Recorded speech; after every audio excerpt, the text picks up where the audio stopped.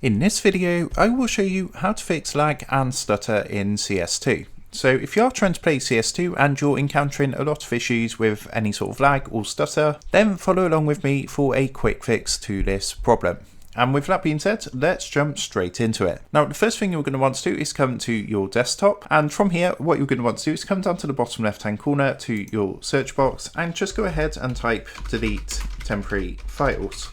Now underneath best match, you should see the delete temporary files option. Go ahead and click onto this to open up a window like this. So it just takes a moment or two to load this through, and once that's done, what you're going to want to do from here is click onto temporary file. Again, it's just going to take a minute or two to scan through your system and load up all your temporary files. So from here, what you're going to want to do is make sure you've got the temporary internet files and the temporary files options ticked. You can also delete your downloads if you want, but the two main ones that normally affect any lag or stutter issues are the two temporary files options down here. So what you want to do is make sure the boxes are ticked and then go up to the top and press the remove files button. After a minute or two, you can see that's now been cleaned up, and when you next launch up CS2, you should now be able to play and have a much better experience. So that's how to go ahead and fix lag and stutter in CS2. I hope this quick tutorial did help you out today, and if it did help you out, I would really appreciate it if you was to consider dropping down below the video, leaving a like and also subscribing to the channel. With that being said, I just want to take a minute, thank you guys for watching this quick video, and I will see you in the next tutorial.